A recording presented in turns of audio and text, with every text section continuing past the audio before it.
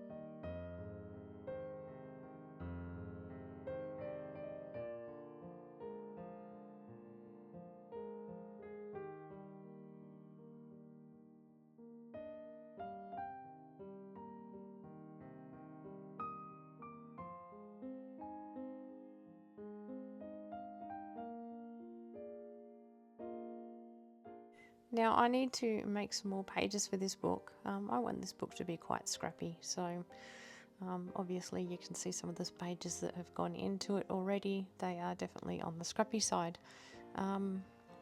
For the rest of the pages that I need to make, I'm actually going to be using literal scraps. These are cut off edges from pages that I've made for other journals, and I have a big stack of them, so I am going to glue them together to make complete pages.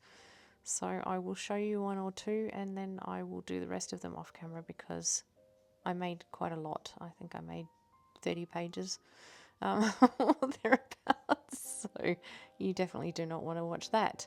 So yeah, I will do one or two and yeah, show you basically what I do. It's very simple. I'm going to leave them complete as they are and just glue another strip to the top of them, and yeah, just keep on going until they are the size that I want them to be, and or the height that I want them to be, and then I will cut them down when I'm ready to make something of them. So the process is the same for every single page. The scraps may be slightly different. Yeah, like I say, these scraps came from all sorts of places while I was making other books. So yeah, they're all pretty rectangular and relatively the same size, but yeah, there's obviously some differences. So we will stick them together and then cut them to size, and you will see them all once we're done.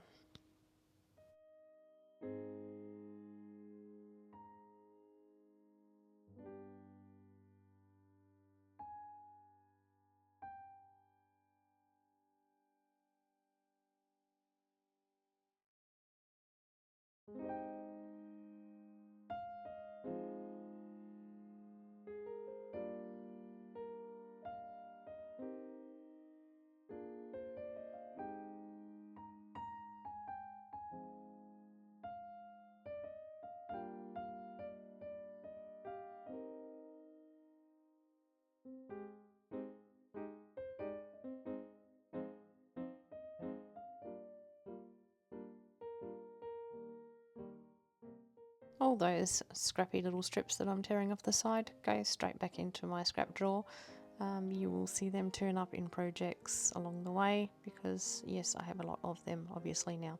So yeah, you'll definitely see them pop up here, there and everywhere. Use them as patches for this and that, and building pages and whatever else they come in handy for.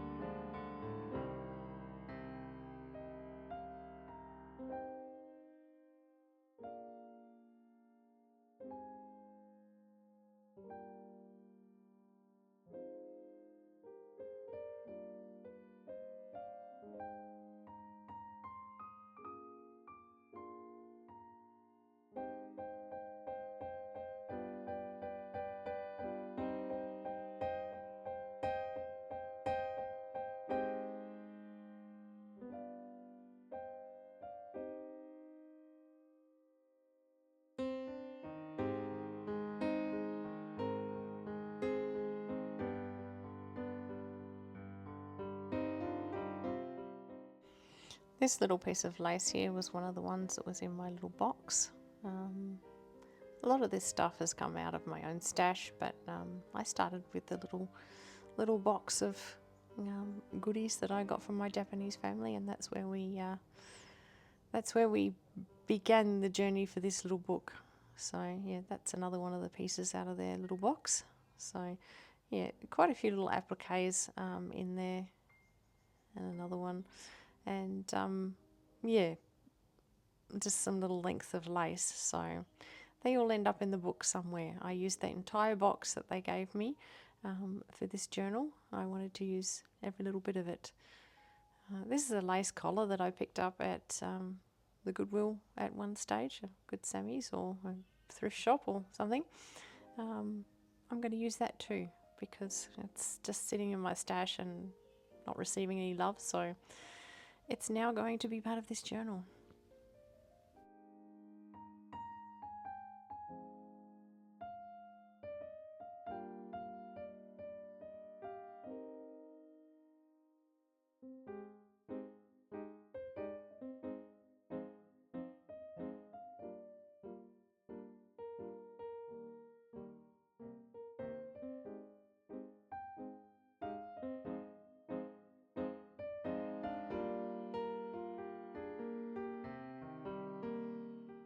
A lot of fiddling and fussing went into this.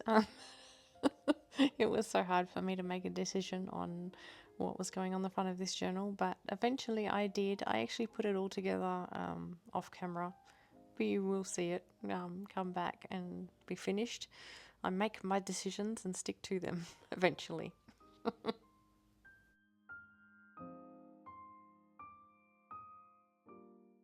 And there we have it. That's where I decided to go with it. So yeah, it's all done now.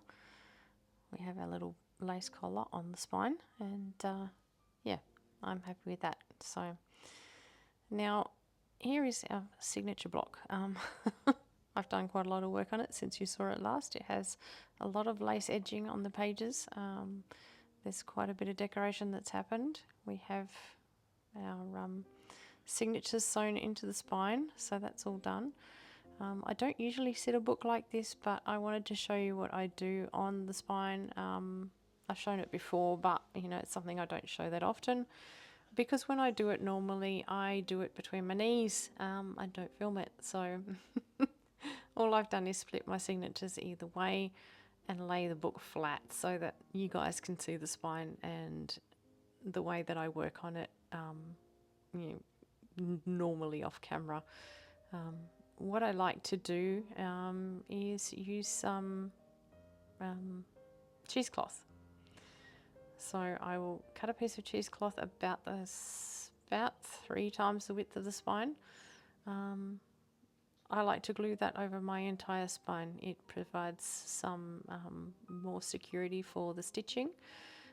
Definitely stops that from going anywhere, and it makes a nice little header and footer for my hidden spine. Once it's in the book, you'll see. So yeah, I'm just going to glue that down to the spine over all the stitching and everything, and then fold it across so that yeah, it's all sort of contained in the spine area, and then fold the top and bottom down and glue them, and it's all finished.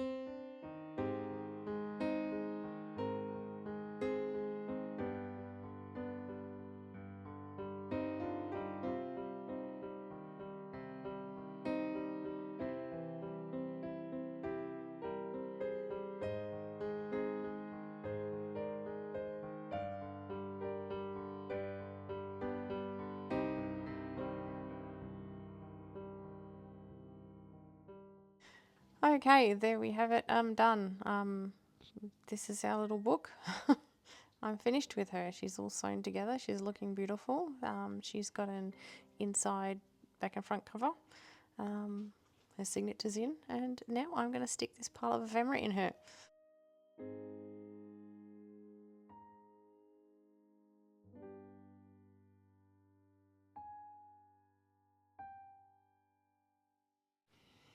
All of this ephemera was just pre-made stuff out of my drawers. It was just some of my blanks. I did dress up a few bits with some little bits of lace here and there, and I've even made a couple of little paper clips to add using the little crochet balls and things that were in my gift pack from my Japanese family. I used everything out of that little gift pack, barring a little length of black lace. I did use some of the black lace in here, but there's just a tiny little strip left, so that'll go in my scrap drawer and be, end up in a journal somewhere. So yeah, anyway, there's quite a bit to get through here, so sit back, relax and enjoy. You can see all the little things that I added as far as pockets and lace trims and stuff are concerned as we go through and fill the pockets.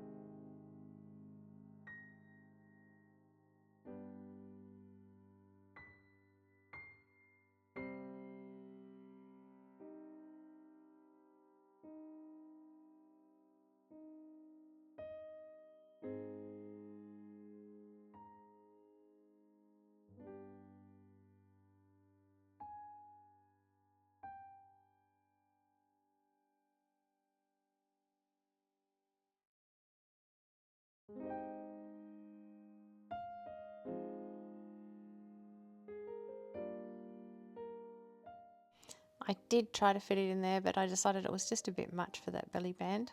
So I'll pop that in the front. Here's my little paper clips that I made. I've just taken a little bulb pin and dangled the little bits and pieces off of it. Just very simple. So there's little buttons and bits of lace, and yeah, those little crocheted baubles. And I think they look quite cute. Anyway, these are just the finishing touches, and she will be all done. I've named her Everly, by the way, so she will be in the Ko-fi store. If you're interested, you can pop over there and have a look. But yeah, I hope you've enjoyed her. Thanks for spending your time with me today, guys. I appreciate your company as always. I'll see you again next time. Bye.